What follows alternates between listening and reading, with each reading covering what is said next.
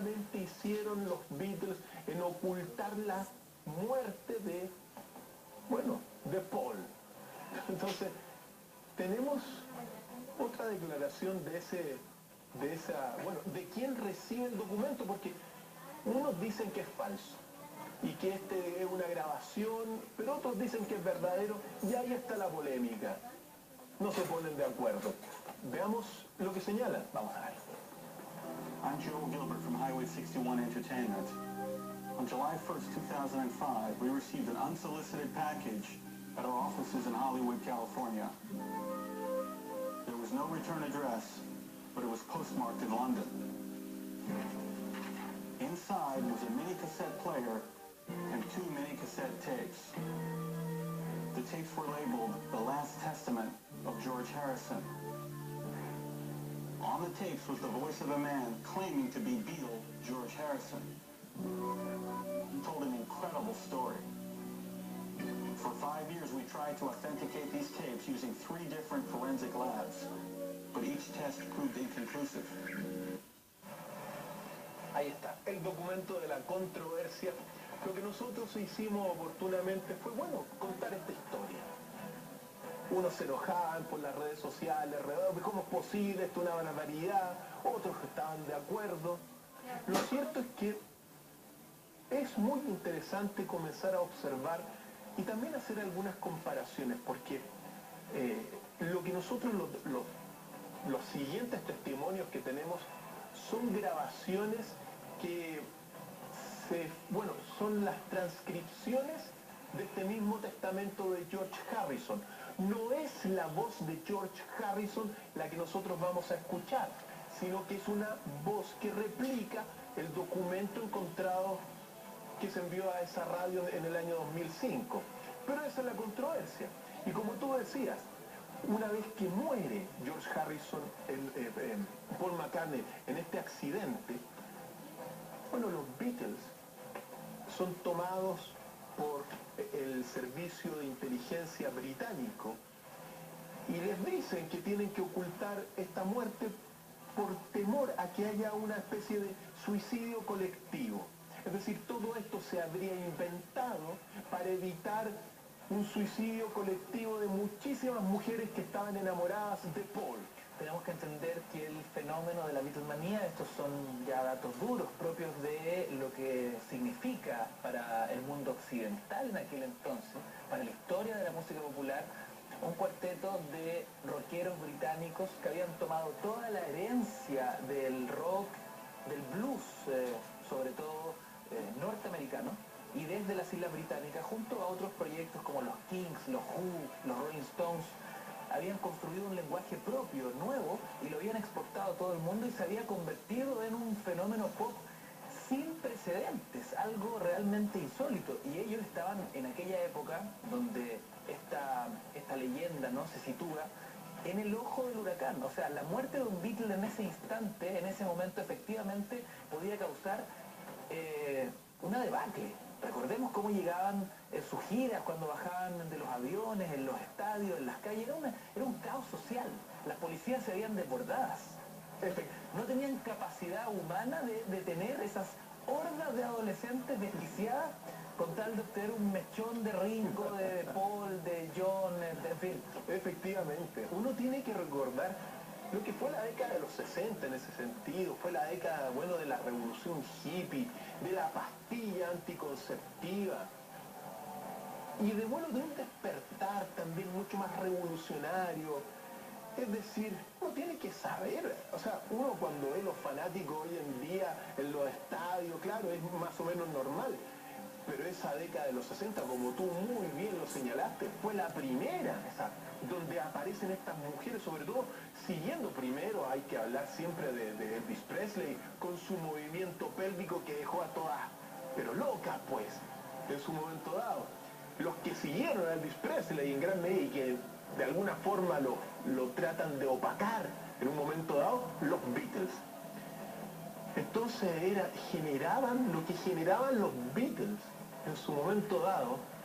Lo van a recordar ahora, bueno, los que son como uno un poco más viejos, los jóvenes no van a comprender mucho lo que fueron los Beatles, pero en realidad uno puede decir que la pregunta ¿es posible que haya habido un suicidio colectivo o que muchas se hayan suicidado? Esa es la pregunta, porque eso es la supuesta razón para haber ocultado, según esta teoría, la muerte de Paul. ¿Es posible o no? Es difícil la ciencia cierta saber si suicidios colectivos iba a ser la reacción de la juventud, de las adolescentes, sobre todo en aquel entonces, pero claro está que un caos social de alguna forma se iba a desatar, ¿no? Porque como estamos revisando las imágenes, lo que generaban los Beatles era un imán que para los gobiernos de la época, para las autoridades, para las policías, era algo insólito, inmanejable, porque como bien dice Cristian, nunca antes esto había sucedido, un fenómeno de esta magnitud, ¿no? Por lo tanto, la reacción ante la muerte de un Beatle podía significar una paralización. Una paralización. Y bueno, uno no puede quizás especular, suponer, pero supuestamente pudo haber habido alguna mujer que se haya, suicidado. Es posible. No es, sobre todo cuando uno ve esas décadas de los 60, que es un paso de una sociedad muy conservadora a una sociedad mucho más liberal, donde la mujer comienza a despertar y que afortunadamente despertó para siempre después de esa generación. Sin ir más lejos, como bien citábamos a Elvis, el fenómeno del rock and roll, por primera vez la juventud se convierte en un ente. Antes uno o era un niño o pasaba a ser un adulto. La juventud no era ni objeto de deseo para el consumo, para el mercado, los jóvenes no tenían opinión propia, no existía el fenómeno de la rebeldía adolescente o de la necesidad de emanciparse de los padres aún viviendo con ellos. Todo eso nace con el fenómeno pop de la música de los Beatles, antes de Elvis, el rock and roll en general, ¿no? Eso como primeros antecedentes.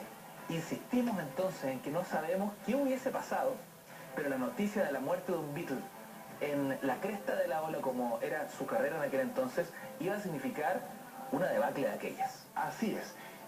Y según este testamento de George Harrison, polémico testamento, el Servicio de Inteligencia británico los obligó y los presionó para ocultar la muerte de Paul.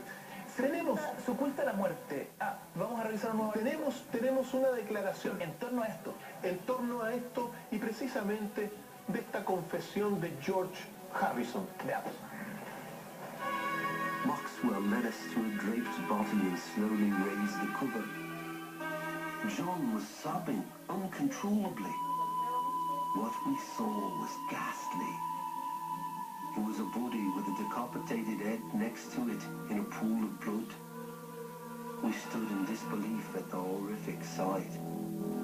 The head was split open, had an eye missing, and the hair was burnt off, and there were no teeth, but for two molars sticking through the cheeks. But it was unmistakable.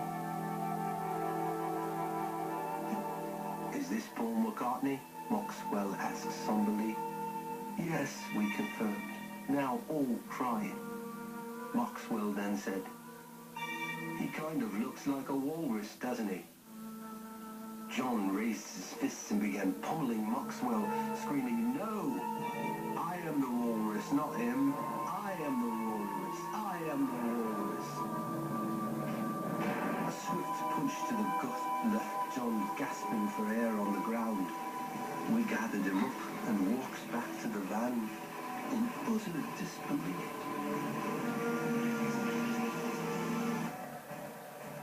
Ahí tenemos parte de ese supuesto testimonio que, claro, sigue alimentando este mito, esta leyenda en el momento exacto donde se supone los tres Beatles sobrevivientes enfrentan el cadáver de Paul McCartney.